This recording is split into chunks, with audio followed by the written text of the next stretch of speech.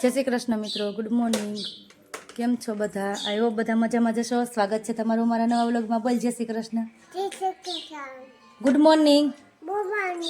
કેમ છો બધા? બોલ, હાલ ખોલી દો. ખોઈલા?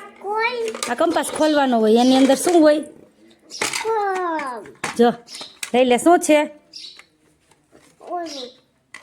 લઈ લે. લીટા કરવાનું ન હોય, એને 1 2 3 લખવાના હોય.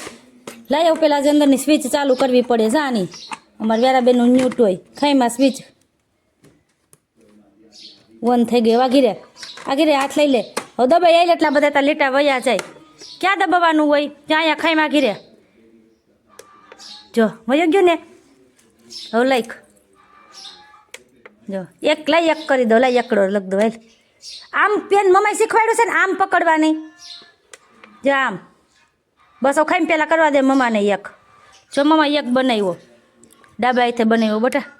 જો હવે લે 2 કરું હો મમ્મા. 2 3 આ ઘૂંટવા હાટું કરું છું તારે. 4 આલે તું કઈ તો મમ્માએ પેન કેમ પકડતા શીખવાડ્યું છે? અહીંયા નીચે પકડવાની, બસ એમ પકડવાની. લીટા કરી નાખ પેલા આખામાં. બસ 0 કર પેલા. 0 પછી 1. કેમ મમ્માએ શીખવાડ્યું છે? 2 3 5 સીધું આવે. 6 બોલ તો. 5 પછી 6 આવે. 8 પછી ન આવે. 7 આવે. 6 પછી તાર અડધો એકો કાકડા ખાતા જ જવાશે. મારી યારાબેનની ન્યૂ સ્લેટ છે કા, ટચવાળી. જો અડવાઈ ન દે કોઈને.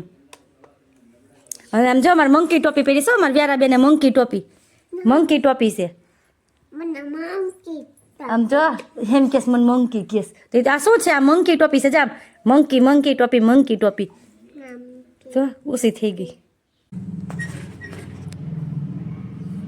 ચોકેમાં ફિટ કરવાનું ભાઈ. હે ચેનમાં ચોટલી લીટાઈ નથી થતા બટાઈમાં. ચાય સિલાઈ વહી ગઈ ગાંડી. ત્યાં આગળ આંગળી નાખી હતી ને, કાંઈ કપડાં નથી હાજા રહેવા દેતી અમારી વ્યારાબેન. ટી શર્ટ તોડી નાખ્યું. જોવું એ પહેરાવી નહીં વાંધી હાજુ જ હતું. આમ રે એ છે એને આંગળી ભરાવી સિલાઈમાં. હેલો એવરીવન, સાંજ પડી ગઈ છે. 6 વાગી ગયા છે અને રોજની જેમ હું આવી ગઈ છું રસોડામાં. તો આપણે રસોડામાં તો ખબર જ છે, સાંજ 6 વાગે એટલે રસોડામાં આપણે આવવું જ પડે. તો આજનું મેનુ છે મારું રીંગણાનો ઓળો. જો લસણ, આદું અને મરચું નાખીને, હજી કાંદા અને ટમેટા કાપવાના બાકી છે. આ છે આપણું ઘરના વાડીના ગાજર, એનો બનાવવાનો છે સંભારો. અને આ પણ આપણી ઘરની વાડીના જ છે રીંગણા. તમે જોઈ શકો છો, છે ને મસ્ત. તમને લોકોને ઓળો ભાવે કે ન ભાવે કહેજો. અમે તો ઘઉંની રોટલી બનાવવાના છે, બાજરાના રોટલા નથી બનાવવાના.